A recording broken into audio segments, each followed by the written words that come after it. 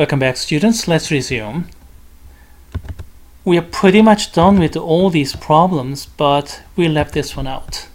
This is a little bit weird, and arguably this could go to 3.2. It's a little bit weird, but I decided to keep it as an elementary problem here. Why? Anybody remembers the antiderivative formula for tangent? It's one of those important trig functions. What's the antiderivative formula? Well, if you don't remember, well, here it is. So this may be a bit weird, but the conclusion is something you should know, and this is where we start. We begin with tangent equals a sine of a cosine, and once you have sine of a cosine, it's pretty obvious what's the inside. Denominator is the inside function. Now, how does this simplification work? Y equals a cosine of t, and then derivative dy over dt is negative sine of t, isn't it? Is equal to negative sine of t dt. Consequently, dt is 1 over negative sine of t dy. Are we ready? This is the inside function, y equals to cosine of t, and this is the differential, the dt computation. So remember those and plug both of them into this antiderivative computation, and this is y, and then dt is right here. Now, do you see appropriate simplification? You should. Sine of t in numerator and sine of t in denominator must cancel each other out. And negative sign I can always take out. And then you have 1 over y dy. So negative of log of y plus c. And what is y? Is cosine.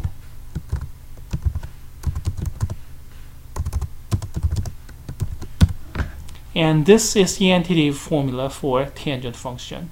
Negative log of cosine. Antiderivative of tangent is negative log of cosine. You can check that by taking the derivative from the right hand side if you want to. Now, if you go over to internet and then look for antiderivative formula for tangent, you're going to see something different. You're going to see log of secant, the last line. But as you can see here, they are the same. Why? Negative log of cosine here, and then puts this negative 1 upstairs as a power. And what do you get? This is nothing more than 1 over cosine, which is secant. So negative log of cosine versus log of secant, they're the same. Eventually, they both yield the antiderivative formula for tangent. Okay, so much for the leftover problem from the previous set, which I regard elementary, that everybody should be able to do. Let's move on to a little bit higher level problem. These kind of problems, if I write, I don't expect everybody to be able to do, but a decent number. How about the first problem here? This problem is very, very important in calculus too, even though it's not that simple. So I do write it relatively often. What's the inside function here? One way to handle it is to take the entire denominator as the inside function, and then let's work it out. Y as x log of x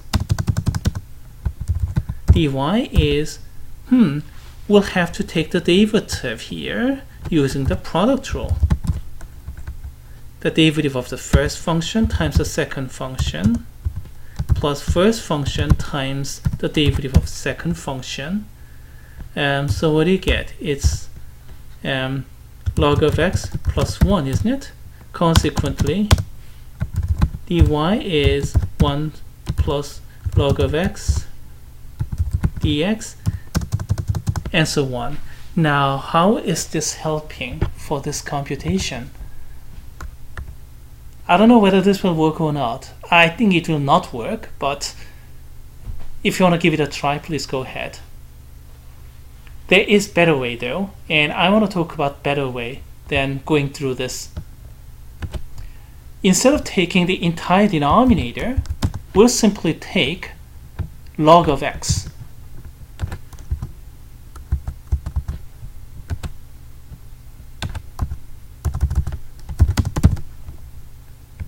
Only this part.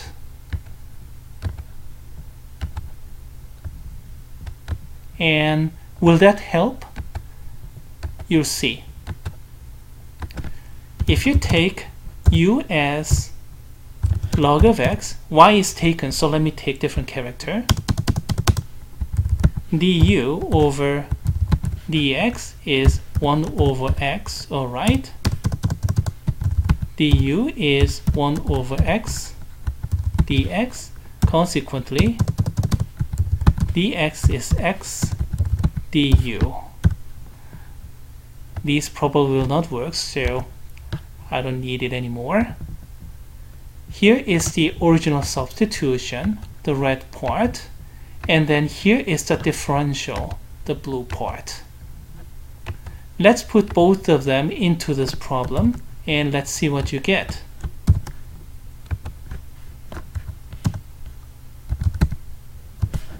And this log of x over here is becoming u. Sorry about the typo. And then this dx is gonna become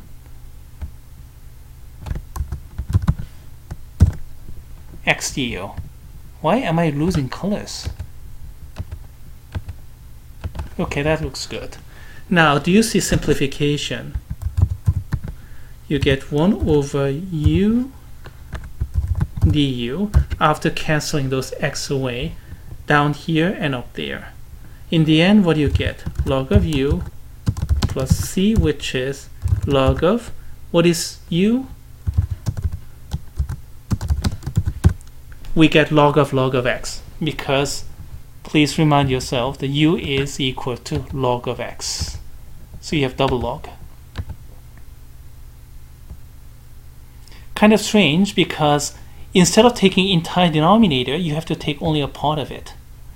The reason, the derivative 1 over x, that's flying around. We have 1 over x here, so that we have appropriate simplification. This blue part, and then over here, you can see x and x canceling out. If you go over to the reverse chain rule here, you see, you need the composite function, but also you need the derivative. And that's why we are taking log of x, because you saw 1 over x, the derivative, already here.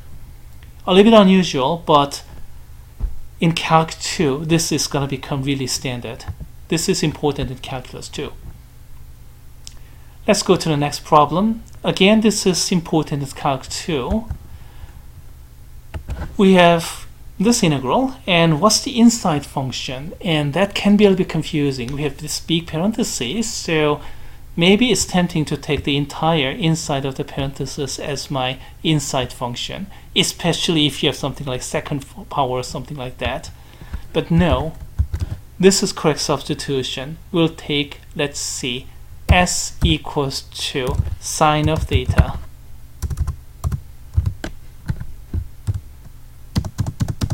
Then ds is equals to cosine of theta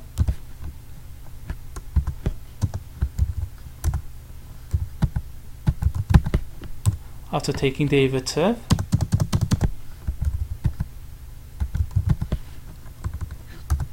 theta is therefore 1 over cosine of theta times ds. Is this gonna help?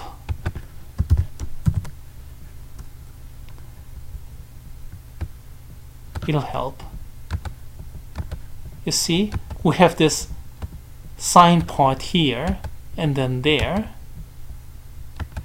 and then this d theta part over here, and then we have s equals to sine of theta, and more importantly, d theta is equal to 1 over cosine theta ds, which will cancel out this cosine of theta.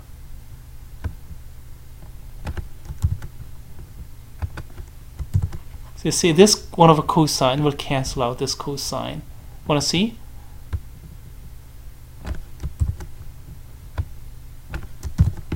So we have this cosine of theta times this 1 over cosine of theta. They'll cancel each other out. And what about this one? S squared. And then this one, s to the 4th power. Let's keep the same color so that you can see the association.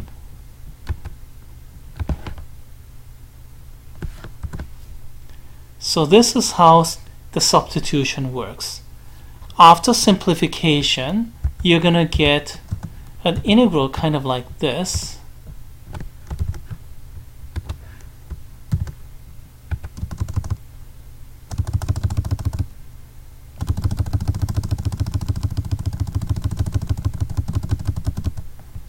Okay, cosines cancel each other out. 1 plus s squared plus s to the 4th power. And then this is nothing more than just a polynomial function. Antiderivative is very, very simple. S plus 1/3 s cubed 1/5 s to the 5th power. And if we substitute signs back in,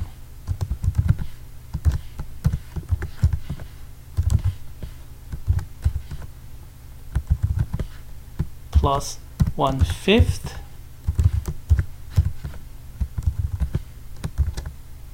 oops, excuse me, forgive me, I clicked the wrong key. Come on. Okay, I got it back. Okay, sorry about typing mistake. Anyway, we got the original function back. A bit strange, wasn't it? Inside function was not that obvious. If you open up the cell, similar explanation is going to be there. Now, do we have time for one more problem? Well, not enough, so I'll just give you a rough guideline how to work this one out. Again, the same deal. If you try the entire denominator, taking the derivative, using the chain rule, at that moment you'll see you're making the problem worse than before. So look at cosine of theta over here. That should be a derivative of something, so that gives you a certain idea. Instead of taking the entire denominator, you'll simply take sine of theta as your function, and if you do it right,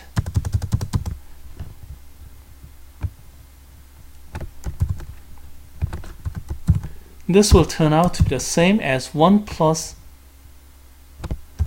x squared, and then cosine of theta d theta will turn out to be the same as dx. So you're going to get something like this. What is the antiderivative of 1 over 1 plus x squared? I'll leave that as an exercise. If you look up the derivative table, then you'll be able to see what this one is. Get that function and then substitute theta expression back in, and you're going to get what you want. I'll leave you there. See you in the next video.